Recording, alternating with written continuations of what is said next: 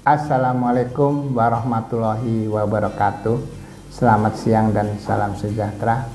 Sebelum saya memaparkan, saya perkenalkan diri, yaitu nama saya Hendra Martana. Saya mengajar bidang studi matematika di 11 MM dan 11 TKJ dan 12 MM dan 12 TKJ. Marilah sebelum kita memulai pelajaran kita hari ini, kita berdoa menurut keyakinan agama kita masing-masing. Berdoa mulai. Bismillahirrahmanirrahim. Selesai.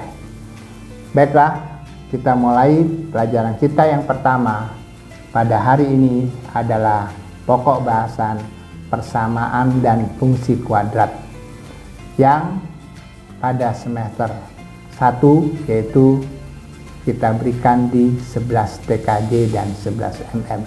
Mari kita perhatikan.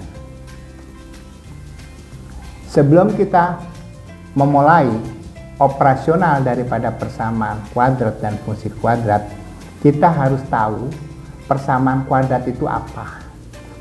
Persamaan kuadrat adalah suatu kalimat terbuka yang memuat variabel dan tanda sama dengan, lambang sama dengan. Sedangkan persamaan kuadrat merupakan persamaan yang variabelnya memiliki pangkat tertinggi 2. Bentuk umum persamaan kuadrat bisa kalian lihat pada buku modul pembelajaran kalian, yaitu AX kuadrat tambah BX ditambah C sama dengan 0. Di situ ada yang namanya koefisien.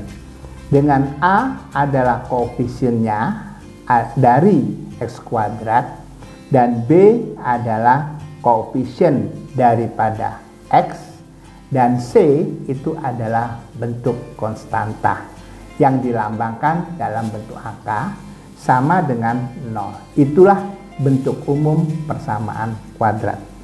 Setelah kita tahu definisi persamaan kuadrat, kita harus bisa menyelesaikan persamaan kuadrat.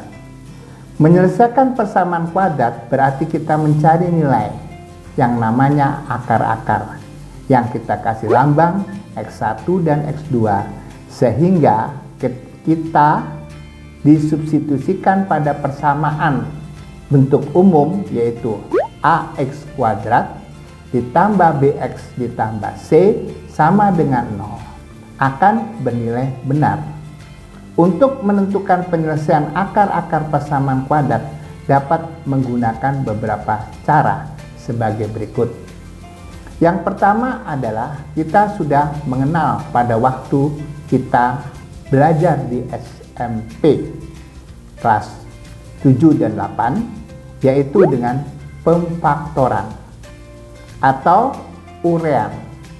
Untuk menyelesaikan persamaan kuadrat dengan cara pemfaktoran, yaitu kurung buka X min X1 kurung tutup dikali X min X2 kurung tutup sama dengan 0, di mana X1 adalah merupakan akar daripada persamaan kuadrat tersebut di atas dan X2 adalah akar dari persamaan kuadrat tersebut di atas.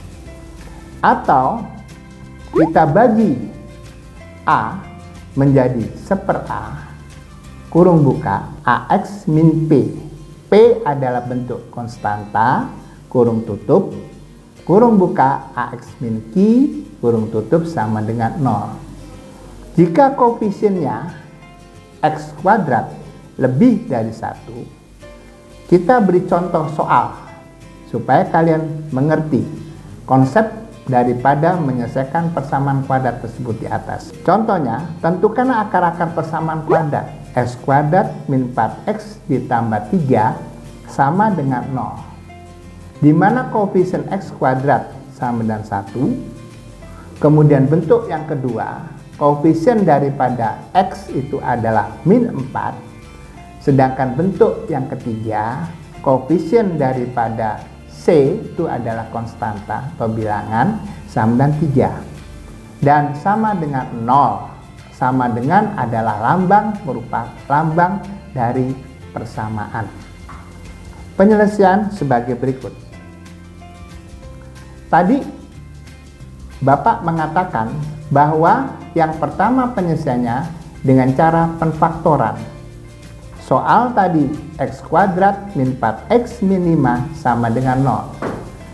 Maka kita faktorkan menjadi dua bentuk. Kenapa? Karena bentuk pangkat tertingginya adalah x pangkat 2. Diuraikan, kita lihat dulu bentuk yang ketiga. Ketiga adalah konstanta min 5. Min itu adalah plus kali min. Berarti x ditambah 1 ya, kemudian dikurung x min 5 sama dengan 0.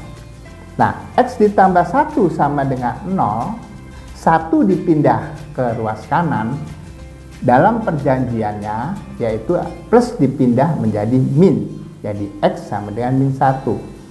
Di dalam bentuk persamaan kuadrat, karena ada dua bentuk akar, memakai suatu bentuk kalimat atau x min 5 sama dengan 0. Min 5 pindah ke kanan menjadi x sama dengan 5. Jadi penyelesaian x kuadrat min 4x min 5 sama dengan 0, kita mencari akar-akar x1 dan x2.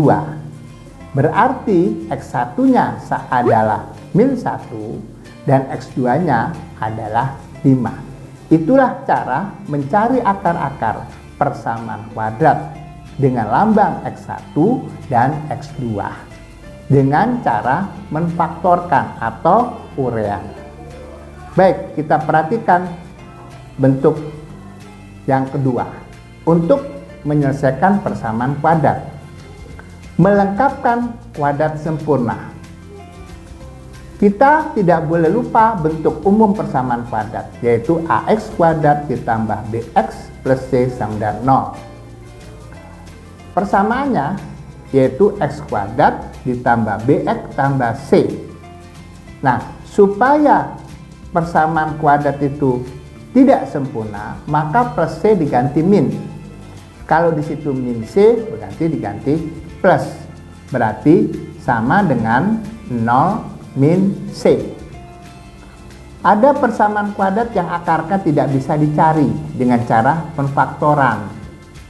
Tidak semua persamaan kuadrat dapat dicari dengan penfaktoran, tapi ada juga yang dicari yang kita temukan tidak bisa penfaktoran. Maka persamaan tersebut dapat diselesaikan dengan melengkapkan kuadrat sempurna. Cara penyelesaian terlebih dahulu mengubah bentuk. Bentuk umum persamaan kuadrat adalah ax kuadrat ditambah bx tambah c sama dengan 0. Tadi dalam bentuk semula. Baik, kita lanjutkan untuk menyelesaikan melengkapi dengan kuadrat sempurna. Bentuk umum dari persamaan kuadrat yaitu ax kuadrat tambah bx plus c sama dengan 0. Menjadi x kuadrat tambah bx plus c. Jadi kita cari lawannya jadi min c. Jadi sama dengan 0, selalu sama dengan 0. 0 min c. Jadi sama dengan x kuadrat ditambah bx ditambah seper b ya, kurung kuadrat sama dengan seper b kuadrat min c. Karena di ruang bentuk suku yang ketiga itu plus, maka yang di kanan jadi plus. Kalau bentuk suku yang ketiga min, maka yang di kanan harus bentuk min. Kita coba buka kurungnya, yaitu kurung x ditambah seper b kuadrat ya, sama dengan seper b kurung kuadrat min c. Nah, kita lanjutkan yaitu x kuadrat, x ditambah seper b ya, kuadrat itu diakarkan, kiri dan kanan diakarkan, hilang semua kuadratnya, menjadi plus minus akar, buka kurung, seper b kuadrat min c.